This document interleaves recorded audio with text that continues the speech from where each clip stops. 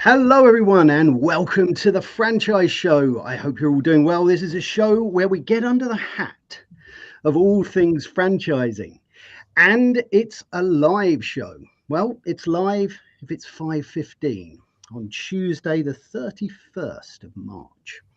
And because it's live, we love you to get involved. So pop in a comment, say hello, and get involved in our conversations. So, what do we do on the Franchise Show? Each week, we take a new topic and a lovely guest. In fact, today, two lovely guests. And we have a bit of a deep dive into a topic. Now, before we introduce our lovely guest today, the topic we're going to be talking about today is the wrong franchise people. Now, of course, we're going to flip that one on its head and talk about the right franchise people as well. And this is going to be in terms of franchisees and the wonderful people that work in our franchise businesses. So if you have got some things to say about that, please get involved in our conversation. And first of all, just say hello so that we know you're there. So before we get into that, let's introduce our lovely guests. First of all, we got Steve Turner from Chopsticks. Steve, welcome to the Franchise Show. Thank you very much for having me, Harvey. It's great to be here. Well, first of all, for any viewers who are online who can actually see me, I'm a little bit unkempt at the moment. I've got a barbershop appointment at 9:30 tomorrow, so check back in tomorrow and you'll see me as my beautiful self. Steve Turner. I'm the head of new business development for the most wonderful Pan-Asian F&B offering on the market at the moment, which is called Chopsticks. I've only been here for 10 months, although I've been involved in franchising for 28 years. So I'll try and do 28 years within the next 90 seconds or so. Started off in Timberland, the wonderful, wonderful boot company, basically created the franchise business, the global franchise business by accident. I'll come on to that a little bit later on. I was there for 9 years, developed the brand to over 204 franchise stores globally. Then after 9 years, I was enticed to go to the Middle East, working for a family based in Kuwait. I lived there for 2.5 years. As a lot of Middle Eastern families, they have interest in various industries and sectors. They wanted to develop an apparel business. They brought me in to attract Western brands over to the Middle East. So it was a great opportunity for me to get and sit on the other side of the franchising table. So from representing the franchisor to representing the franchisee, there for 2.5 years, really, really enjoyed it. Then I decided to head back to the UK, but stopped off for 18 months and lived in Florence. Again, franchising for a affordable luxury leather accessories brand. One more stop before I came home, which was in Qatar, working for a family who, again, had a number of businesses, and they wanted to sub-franchise a lot of their businesses into countries like Georgia and places like Iraq. I actually ended up being in Iraq. I was in Iraq for about 18 months when COVID struck, and I eventually came home. So I came back to my native UK and ended up working for the family that run Hero Brands, which Hero Brands is the company that launched German Doner Kebab into the UK. I was there for 3.5 years. Wonderful company, wonderful family. And then Chopsticks came in for me in June 2025. They wanted to develop their independent franchise business. Their existing franchise business is mainly made up of corporate travel hubs, captive market like Butlins and Haven, but they wanted to grow the independent sector. So I joined on the 2nd of June last year, and here I am 10 months later, really, really enjoying it. And hopefully I can share some of my 28 years of experience with you guys today. So maybe you can just take, if you can, any viewers today, anybody in the audience, you can perhaps just take one positive thing from any contribution that I make today, then I think it's job well done. But that's me anyway, Harvey. Amazing. Steve, thanks very much for that fantastic introduction. And now a man who needs no introduction because he's introduced himself many times before. Nik, welcome to the Franchise Show. For people who don't know you, give yourself a little, big yourself up a little bit, give yourself a little introduction. Well, thank you very much, Harvey. Great to be here again.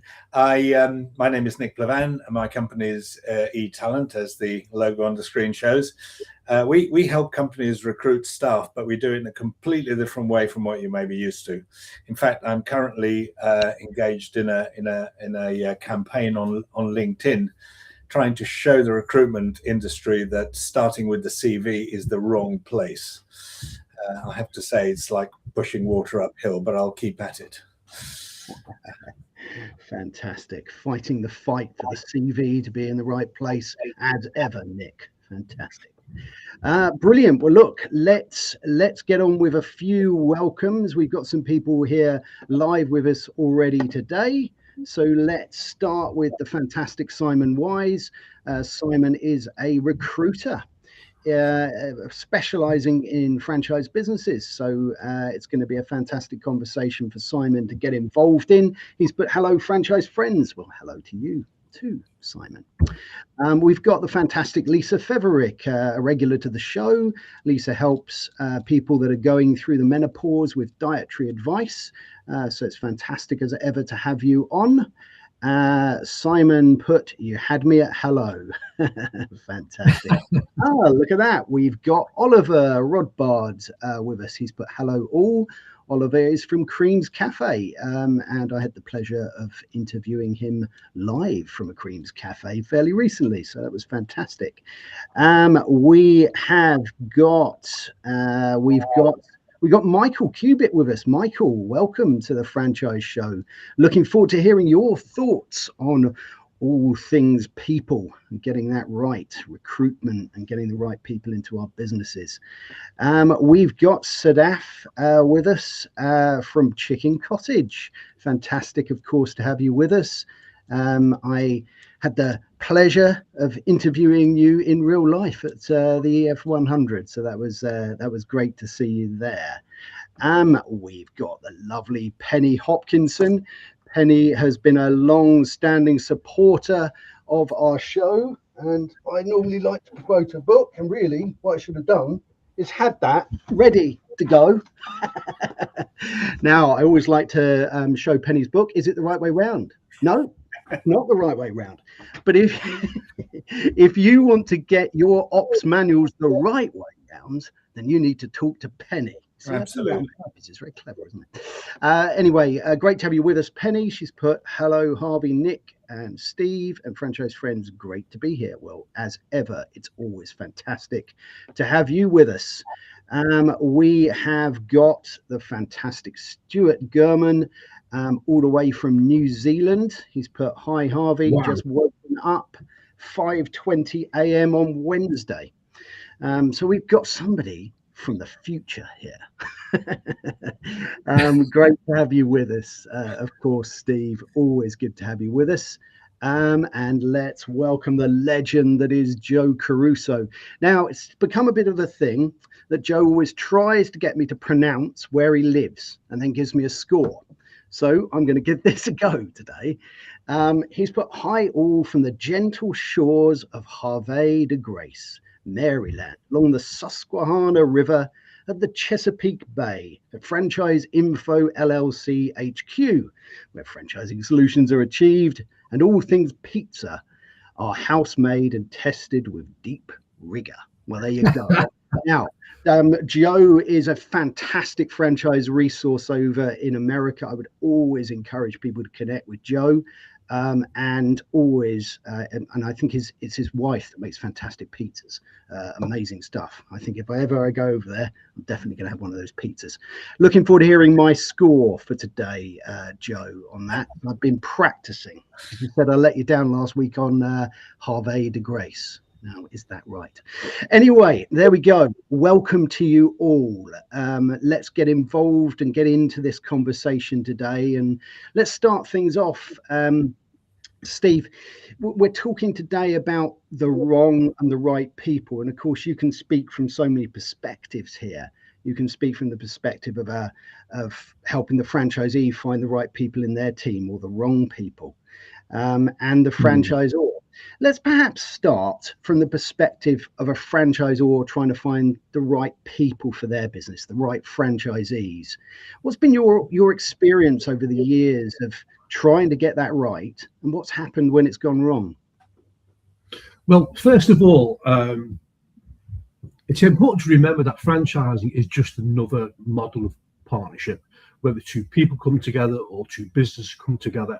That's really, really important. But I'm going to kick off by telling you a true story. It's an analogy. My daughter, I've got two daughters. My youngest daughter came to me a few years ago when she was a teenager. She started paying an interest in men. She said, "Dad, I've got a list here. This is the criteria of my perfect boyfriend. He was good looking. He dresses well. He's got a good physique. He's got a good job. He's got a good hat. He's got a nice house. He's got a nice car. He's got money in the bank." She said that would be my ideal guy. And I said to her, "You're missing one thing there. One really, really important thing. That's all very, very good on paper, but you've got to be able to get on with them. You've got to be able to you've got to be living with it. You've got to be able to get on with them." And I think with franchising, a lot of people actually kind of like miss that final point. I see so many franchisors who are constantly just looking for the criteria that ticks every boxes. You can see that on the franchise landing page when people advertise for must have multi-unit business experience, must have £750,000 worth of liquid capital, must have this, must have that. And I just sometimes think that they're missing the point. I think you've got to get out there. I think you've got to mix with people. You've got to reach out and connect with people, mix with people, and just speak to people. Because I think to get on with somebody is far more important than meeting all the criteria. Just on that note, because a lot of brands think, let's just go for the people who are really, really experienced. And I think a lot of the times the franchisors just being lazy.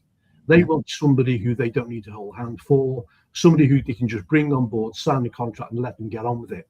But franchising to me is to basically nurturing a relationship. Whether the people coming on board are highly experienced operators or whether they're actually quite new. Because it's important also to remember, Harvey, that all these multi-site experienced franchise operators, they all started off at some point with one store. And I think as long as you can get that nice balance of experience within your franchisees. I think you're absolutely right, and I look, I'm going to go to Nick in a minute because I think this resonates with something that Nick really strongly believes in. You said there that it's all very well to sort of have these things down in paper, must have multi-site experience or experience in the industry of whatever franchising business you're in, must have this, must have that, all these experiences, but you're forgetting what that person is like. Can you work with them? And Nick, I think that's going to resonate with you because again, when you're looking at people into a business and you're trying to identify whether they're going to be right, it's the same sort of process, isn't it, as what Steve said there about, are you going to get on with them? It's their soft skills rather than their experience. Very, very much so, Harvey. And I appreciate what he said about finding franchisees. It's that is far trickier than finding staff for your franchise. But in both cases, you are looking at what's inside people, what their soft skills are, how are they going to behave in particular circumstances? Are they resilient? Are they accommodating? Do they have detail orientation? Those things are not easy to find in other ways. Not even in an interview are they that easy to find, but you can find it through scientific means, which is of course what we do with etalent. The front part, of course, is equally important because otherwise, if you don't have some sort of a checklist to make sure they've got the minimum requirements, you'll spend your life doing that behind me there on the sifting CVs, and nobody wants to go there. So I totally agree with Steve on that. It's just that I suppose I've built my business around doing it scientifically with psychometrics. which then also saves you a huge amount of time, because the people you're going to spend time with to understand them better and know if they're a really good fit are going to be pre-screened, are likely to be a good fit, rather than just taking anybody and then finding that half of them are just not suitable at all. Yeah, absolutely. And I think if you're a franchisor watching this and you've got an emerging brand and you're trying to get these things together, you're dividing up your area and you're looking for your first franchisees, it's very easy to sort of take the first people that are keen enough to want to do it because you're wanting to grow it and you're anxious, but you're going to get yourself in a lot of trouble if you don't really pick the people that are going to be right for your business. We're going to come on to Steve in a minute. Let's just say hello to a few other people, get a few comments back in here, and then we're going to come to Steve with his reaction to that. First of all, we got the lovely Neil Newman from Gather here. He's put, hi Harvey, Nick and Stephen, very interested to hear from Steve on his extensive career. Well, we're going to absolutely get to that. Oh look, Joe's given me a score. What did I get? 7.6. That's disappointing. I've managed to get 8.9 before. It sounded like Harvey de Grace. Yeah. Halve de Grace. I think it's halve de Grace. Yeah, can we score Joe on his spelling? Yeah, that's it. Right. Harvey, if I can just pick up on a question that popped up from Neil Newman. He said he wanted to find out a little bit more about my extensive career, but also I want to dovetail that in with the last phrase that you made about being very, very flattered when somebody likes your brand and they want to take it on board. I can give you a real life experience, because I mentioned I started off with Timberland and I got into franchising by accident. The accident was one of our wholesale customers at Timberland wanted to put Timberland above the door on the proviso that he would buy only Timberland. So I'm thinking this is a great wholesale account. He did put Timberland above the door.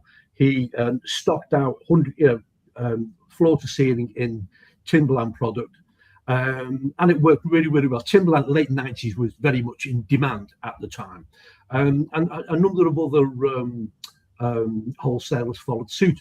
I was really, really flattered that everybody wanted to open up these Timberland stores. And it was only then when one of the American guys said, "Hey, it's a franchise." I'd never even heard of the word before, to be quite honest with you, even though I'm aware of its Anglo-French roots. But I think it's a very Americanized thing, or it's associated with America. So he said the franchise. So that's where the franchise business was born. But even that flattery actually got me into some short-term trouble. Because we found out that different partners, they weren't franchise partners then, but the wholesale partners were doing different things. They had different decor. The brand was different above the door. The staff were in different uniforms. The shopping bags were all completely different branded. So it took me a good 6 to 9 months to think, whoa, hang on.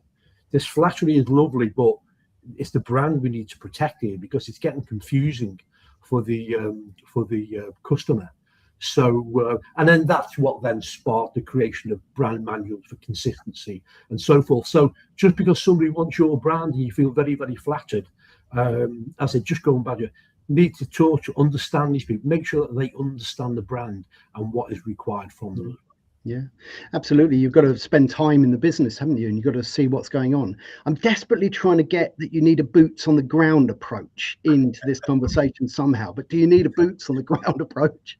No, let's not go there today, Harvey, with the other thing that's going on with boots on the ground. So. Oh, well, yes. But boots on the ground and hat on the head, eh? That's it, absolutely. And we've got a few other people here. Let's say hello to Amanda here. It's hi Steve from Vancouver, Canada. Fantastic, great to have you with us, and looking forward to hearing your thoughts on all things people. We've also got Manny here, so fantastic to have you with us and looking forward to hearing your thoughts. Oliver's come back with great comments about the relationship. It's a 10-year business partnership. You've got to like each other. Yeah, I think you've in terms of when we're talking about people, and at the moment we're talking about people in terms of franchisees, right? And that's so important to get that right. You've got to be able to like each other, to get on, to align, because it doesn't matter how experienced that person is. it's not going to work if that doesn't happen, is it? Let's have a look. We've got some good comments coming up here from Joe, from Simon, and from Penny as well. So let's get into it right now. Let's have a look at Simon's comments here.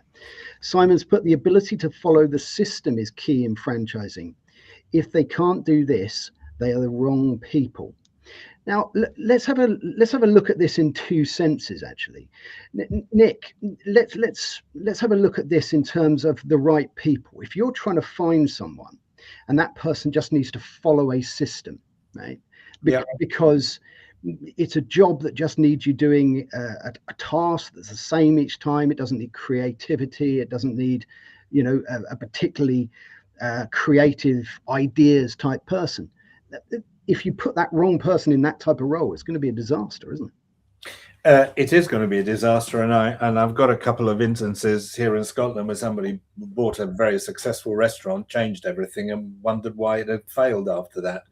If you've got a system that works, just stick to it, and we can identify people who have got a preference for following a process, being in a very structured environment. And that would then be one of the measures that we would assess in those individuals that we're looking to be in a franchise. I think a lot of people do confuse with franchising to entrepreneurship. It's like they want to change everything, and I don't think you can possibly do that in a franchise. I mean, consistency is absolutely key. And I also would go as far as to say that's also important in recruitment for people who work in the franchise, because consistency is one of the reasons you would use something like etalent with the psychometrics included, so that the people that you bring on are going to be similar in terms of personality to the people that are there already, if they're the ones that work. So making sure that you've got a tool like that enables you to have the consistency is quite important. Yes, absolutely. I mean, Steve, before we get on to another question, we're talking a little bit there about consistency and getting, have you seen, whenever I've spoken to people, franchisors in the past, and I've asked them what type of people make a good franchisee, right? I'll ask them that question.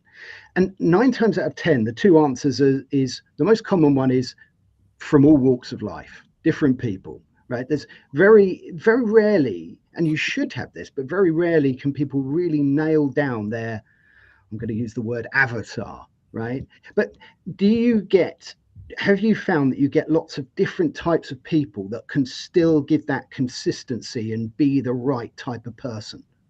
Well, when you talk about consistency, I think ultimately the key thing is whether it's the franchisor operating its own business or whether it's the franchisee operating its own business. The key thing is that we need to have that consistency with customer experience, because the customer doesn't know if it's a franchise store or whether it's a cell-phone store. If we're after consistency, and also you talk about following systems and so forth, I think it's really, really important to have a brand, the host, the franchisor, that has demonstrated that the product, that the business actually works. And I've witnessed it in so many cases where some people start up a business and think, oh, I'm going to franchise this business because it's going to be easy money, it's going to be passive income, it's going to be royalty. But I think if you're going to get consistency, if you've got a brand that has demonstrated how to do it and how to make it successful, and have got the P&Ls to substantiate the success, then it's far easier to get people to follow the system, because you say, look, it's here, we've done it, we've proved it works. Yeah. Just follow this and do as we say. Yeah. And that's, in the early days, you can tell whether you've made the right choice with the franchise partner, whether they're going to start adhering to, listening to your advice, taking on board your comments, your criticism, whatever, in order to get it right. So in terms of, you've got to be able to demonstrate and do it yourself in order to be able to create a system for people to follow, which of course then will ensure consistency from both sides. Yeah, absolutely. We've got great questions coming up from Joe, from Penny, from Stuart, from Scott Anderson, and we're going to get to all of these today. If you have just joined us, this is the Franchise Show, and today we are talking about the wrong franchise people. and the right franchise people. It's been a fantastic conversation so far with Steve and with Nick. If you're here, pop in a comment, say hello and get involved. Share your experiences with people in your franchise businesses. So let's get to another comment. Let's have a look at what Joe's got to say here. Joe's put, important to have standards for your IFCP tiers for single unit, multi-unit and enterprise development. And then within your recruitment workflow, solve for the 3 C's. Now, I always love when Joe talks about the 3 C's, and I'll be interested to get Steve's thoughts on the 3 C's. Character, capital, and capability, right? So Joe always looks for those 3 things in terms of a good franchisee for a brand. Most franchisors skip vital parts here, and even less train franchise recruitment team members to execute against the standards. Yeah, Steve, what do you make of this comment, particularly the 3 C's? What do you think about that in terms of when you're thinking about your prospective franchisees? Well, you're asking me. Well, look, I think the 3 C, all those 3 things are absolutely play a really pivotal role with a franchise partner. Yeah, they've got to have money, because normally all the capital expenditure is all their responsibility. So they need to have something there, or at least some kind of decent funding. Capability or experience of the industry that you are franchising. And I would put that at the lesser of the 3, but at the top of the list has got to be character, because they've got to have that they've got to have the strategic fit, but they've got to have the cultural fit. And as I said, just going back to what I said earlier, you've got to be able to get on with them. And culture is really, really important, because a lot of brands generate culture, and it's really, really important that a franchise partner can embrace that. And I agree. You've just added another C, Joe. We've now got the 4 C's. That's good, isn't it? Nick, how do you think those things fit in terms of your view of getting the right people? The character, capital. It's different with capital, I suppose, but particular the character and capability of those in terms of getting people in. I totally agree. I would potentially merge character and capability together, because one leads to the other.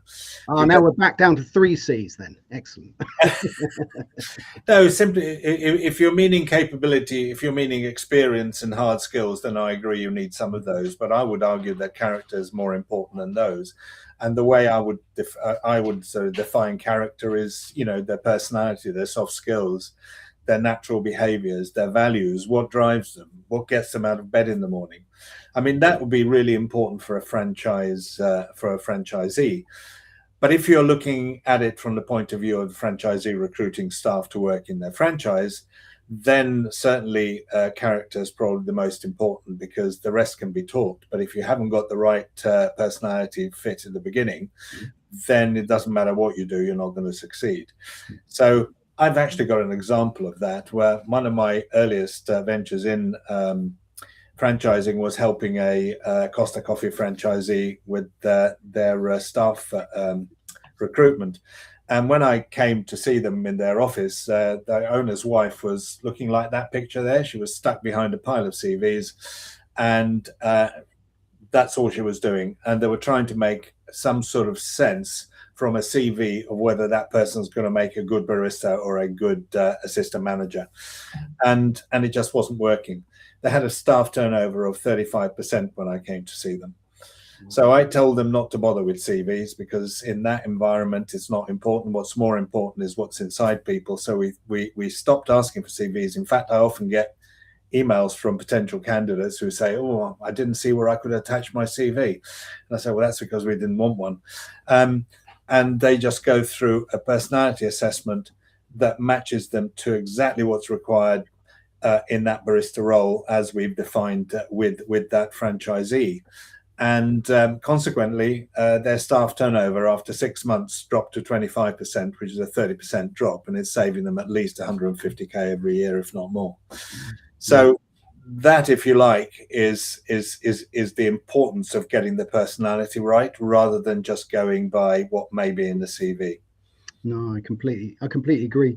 We've got some fantastic comments coming up, and we've probably got about 12 comments left to talk about here in about 10 minutes. But we're gonna try and work our way through these because I've said this before. You're the producers and directors of this show. I start off with nothing written down, but I end up with quite a lot written down at the end of these things. So let's get into it. Let's have a look at what Penny's got to say. Penny's put, so often I hear that a franchisor just starting up is approached by a prospective franchise owner in the Middle East. What advice would you give the franchisor in navigating cultural nuances?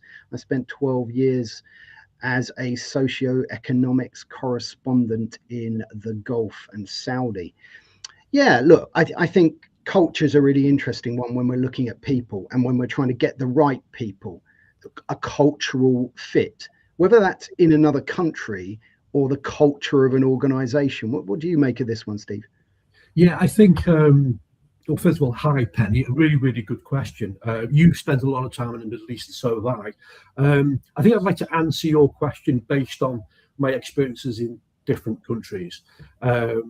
I think it's really important to have a franchisee in, whatever territory it is, whether it's domestic or whether it's international, one who understands the geography, the market, the climate, the culture, the religion, or whatever. That's vitally important. That's why we have franchise partners, because they know the landscape better than what we do. I think one of the biggest things or biggest challenges that I've always had is that of the comment that you always get from different parts of the world of, oh, we don't do it like that over here. We do it this way. It's just, again, in order to consider, it's important for the franchisee to understand that, again, we've got a system, we've got a model, it really, really works. And if it doesn't quite work this way in your particular territory, we need to modify it to make sure that it does work, but the idea or topic doesn't lose its identity. But you're always going to get, we don't do it like that here. So it's it's important to reassure that, yeah, it may not be done there, but it needs to be done in a certain element in order to retain its identity. Definitely. If that answers your question, Penny. Absolutely. Amanda's come back here with, it's easier to get out of a divorce with kids than get out of a franchise agreement. So it has to be the right fit, date for a long time before tying the knot. Look, it's a great analogy. I've heard it many times that franchising is being compared with a marriage. But look, it is really important from the perspective of a franchisee looking at this, or look, if you're looking for a job and you're trying to make that the right fit, it's important to do your homework and to make sure you're making the right decision. On Amadea Morrow's comment, Harvey, if I can just say, again, it is about a relationship, and it's, in my experience, I think the only time you need to pull out a franchise agreement is when the two parties stop talking. It's as simple as that. And only ever once have I had to refer back to the contractual terms of the franchise agreement, because the fluidity of communication was always there with the partner, and 99.9% of the time we've been able to solve the issue and move on without actually resorting to the contract. But that's a very, very good point. Some people find it, Amadea, they find it really, really difficult, and they get tied into something, and so it's not a nice place to be for both sides. No. If they're struggling to get out of it. So that's my comment on franchise agreements. Absolutely. Gosh, we've got some really good questions. I put this one up here. Are true entrepreneurs the wrong people to be franchisees? I think this is a really interesting question. What do you think about this one, Steve? Yeah. No, I don't think the wrong people to be franchisees, entrepreneurs. As I said earlier, I think it's really, really important to find that balance. I've dealt with a number of so-called entrepreneurs in my lifetime as franchisees, and I think sometimes they can really, really contribute greatly to the cause. They can make some wonderful, wonderful suggestions to the hosting brand that we may never have even thought of. So in answer to the question from Simon, true entrepreneurs, bad for franchise? Absolutely not. I think we've got to embrace all different backgrounds, all different cultures, all different mindsets. Because how on earth do you improve yourself if you don't listen to people and take on new ideas. I think you're right.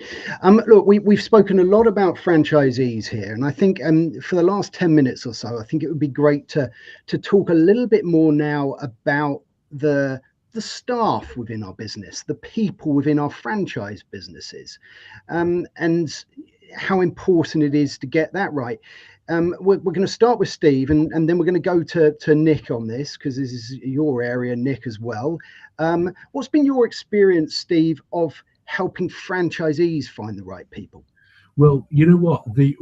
Helping franchisees find the right people, or people working within the franchisor? Both, but we're now talking about staff rather than franchisees. Okay, well, first of all, I think from a franchisor perspective, it's not a case of just signing the contract and getting that brand name above the door.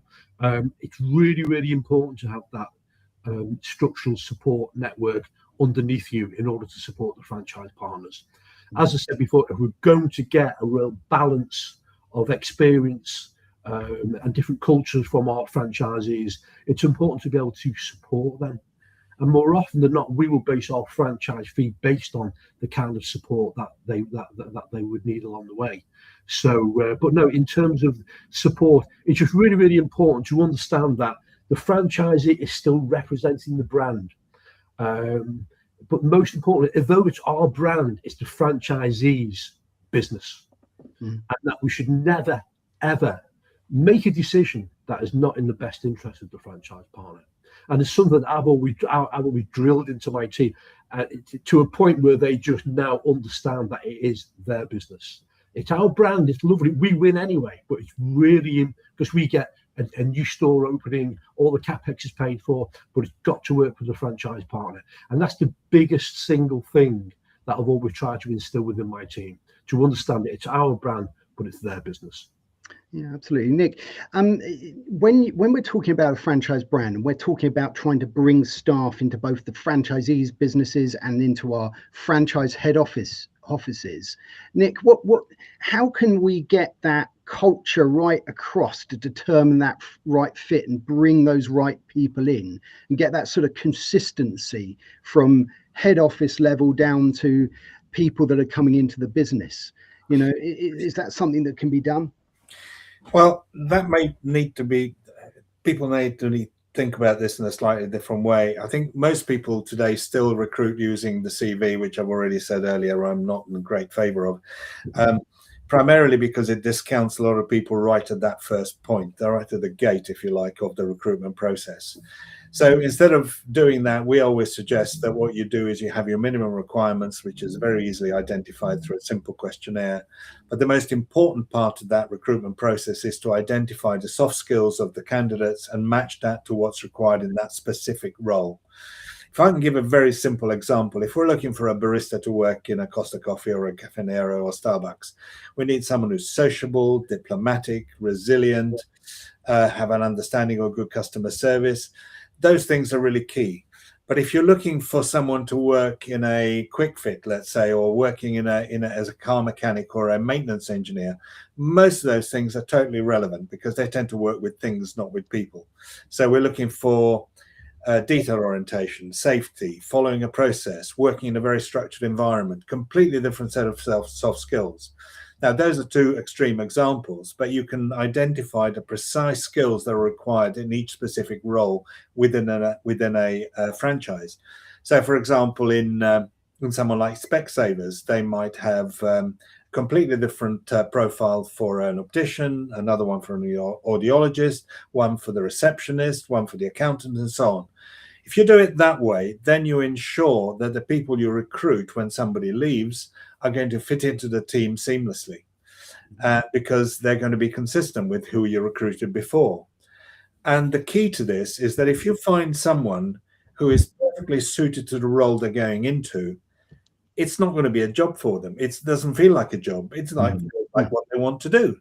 That's, oh, great, I'm going to go in and be a receptionist because I love meeting people. And if that happens, then they perform really, really well. Because they perform well, They don't leave because they enjoy it. Sorry, you don't fire them because they perform well. They don't leave because it's what they enjoy doing. So I don't quite understand why people are still recruiting using the CV. It tells you nothing about an individual's soft skills, instead of investing a little bit of money and finding out what makes us a person tick. Because ultimately, if you do it that way, the staff turnover drops and your performance increases. And look, I think another thing that, based on what you're saying, you know, in franchise businesses, we are looking for consistency, and we're looking to try and give franchisees a proven model, try and give them a way of doing something. If we can give them a way of recruiting staff, that it means that they've got less staff turnover, that it's less costly to do it, and that they're bringing the right people in, then that's a great thing for franchising. We've got about 5 minutes left. Can I just say one more thing? Not only does it have the benefits you've said, but actually it's a lot faster and a lot less work, and ultimately it's cheaper as well. Just wanted to make that point, because people think, oh, it's going to be complicated. It isn't. Absolutely. We've got some great comments. We've got about 5 minutes left. While we're still on the CV, let's just bring this one up, see what Nick's got to say about this. I'm quite ready yet, but how do you validate what candidate is saying without the point of reference that the CV provides? Well, look, I'm going to let you answer that, Nick, but I know you're not, in terms of the CV, it's not the problem with the CV, it's where it's brought into the process.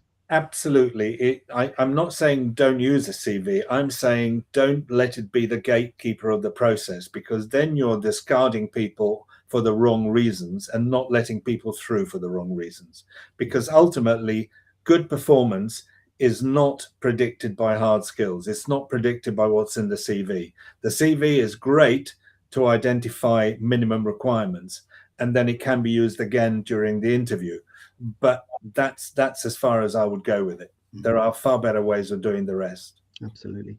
I want to bring in a comment now. This goes back to franchisees, but we like the conversations go the way our fantastic community wants the conversations to go. And I liked this question, actually.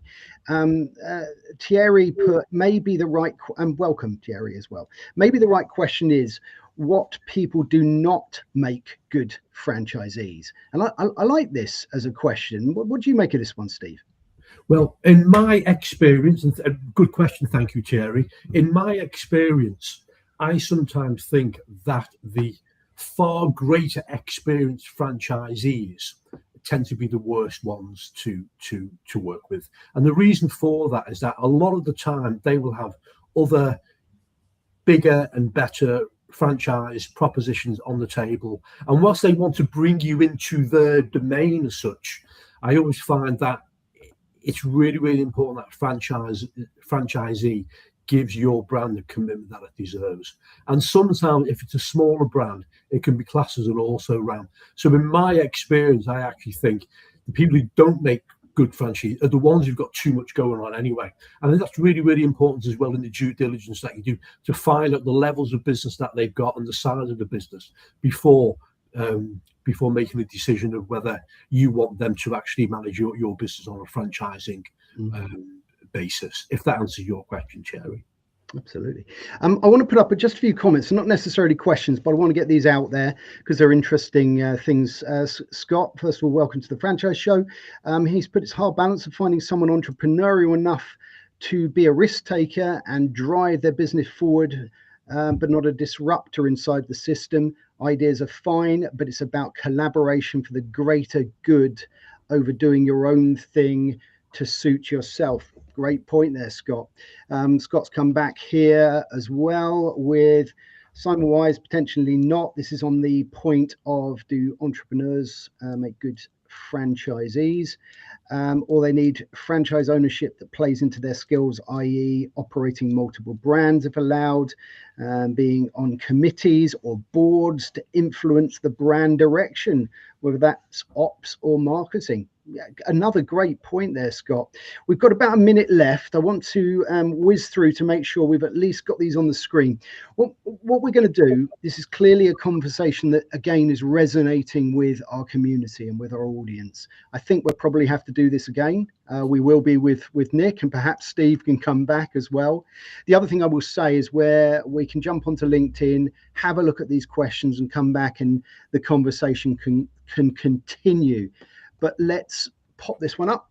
Michael's put, one problem is if you give the franchise funding and selection to an outside agency, they want to make their own commission and not really interested in finding the right person. Michael, it's a great point. And you know what? I think that is an interesting topic for an episode. So I'm going to cheat and borrow that, if that's all right, Michael. Have that as the future. What did you make of Scott's comments there, Steve?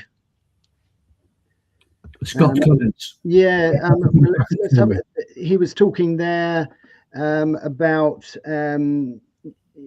entrepreneurism. I mean, I think we've answered that. Let's quickly go on to another one here. What do we got? About a minute left. Scott's also put, I think the important thing is building a network of different skills and personalities to build a talented network that can peer mentor itself. Totally agree with Scott. It's that balance we need to achieve. Yeah. Really is. Yeah. And look, I think it's an interesting summary of today about, today the conversation was the wrong franchise people and the right franchise people. And look, Nick can provide some excellent ways of kind of getting those right people in and doing something in a more formulaic way that's going to deliver some results. And we've been listening to Steve's experiences of getting the right and wrong people in. So I hope it's been a fantastic conversation. There are a couple more comments. Unfortunately, we couldn't get to them all today, but we are, I think, going to do a part 2 of today. Can I just say a quick thing? One quick thing.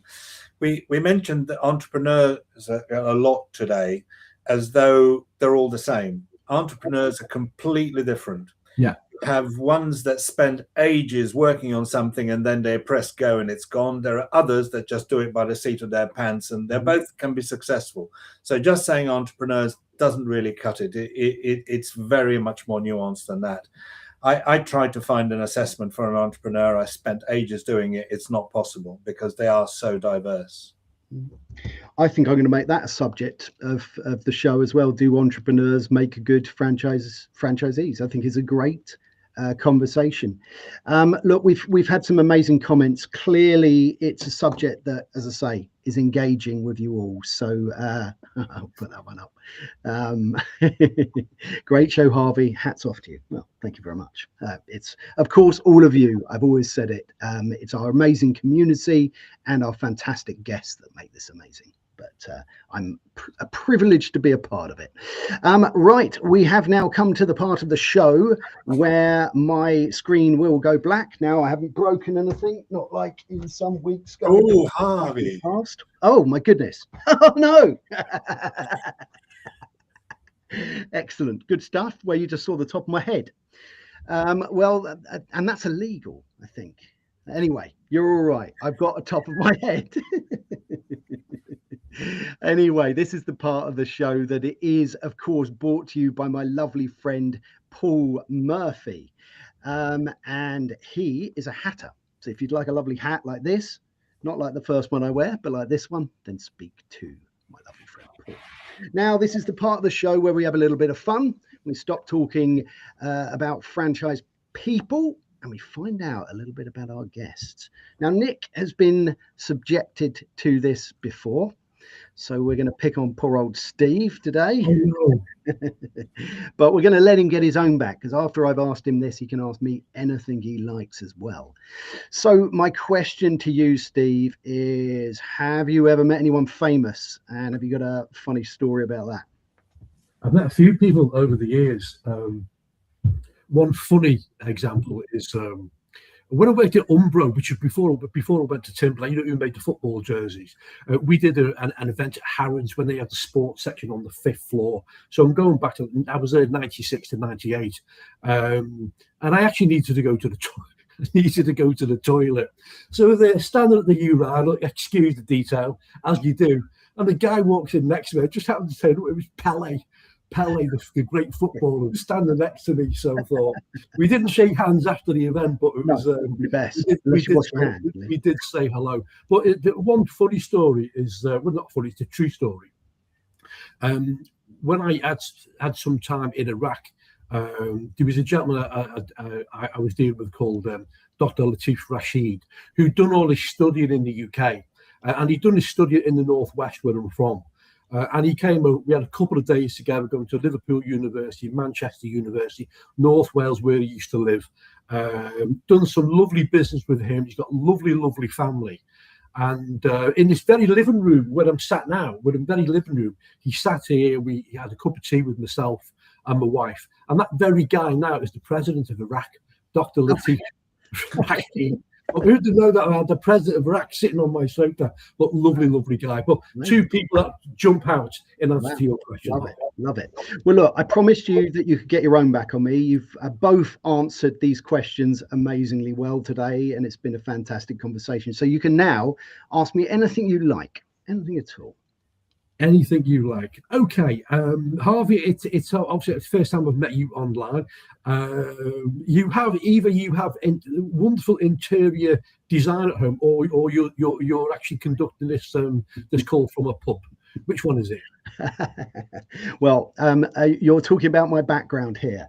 Yeah. Well, this is my kind of under the stairs Harry Potter-esque office, and here is the stairs coming down here. I've covered it with a blanket, and I've covered it with a blanket up there. So I've made a camp, like I'm 8 years old, and it's partly practical reasons because it keeps it warmer, but also it kind of looks quite nice, quite cozy. But my wife does say it looks like a homeless person is living in our hallway because from the outside it doesn't look quite as good. But there you go. I tend to agree with your wife. It does look a bit like that. Well, I love my little cave. Yeah. And when did the hat business start then? Oh, 2 questions. Hang on a minute. I have told that story before, but look, I'll quickly say it. I used to watch a show like this as part of the audience. I was invited to be a guest. Did it 3 or 4 times. In fact, I ended up doing it 60 times. It was one of the reasons I started doing this show. But he wore a hat, the chap that did it, and I just thought I'll go and get a hat, and then the hat thing's kind of stuck. And now we're a hat in every circumstance. There you go. Anyway, look, we have now come to the end of today's episode. First of all, I'd like to thank everyone who has been here live with us, driving our conversation and getting involved. Thank you. Absolute pleasure to have you all with us. And I'd like to thank our fantastic guests, Nik Plevan and Steve Turner. It's been wonderful to have you both on. Thank you, Harvey. Excellent. It only leaves me to tell you what's going on next week on the franchise show. So next Tuesday, the 7th of April, we are going to be talking about franchise marketing successes. And we've got some fantastic people coming on to talk about that. Looking forward to that episode. So please join us next Tuesday, 5:15 GMT, 12:15 EST. And until next time, take very good care. Cheerio.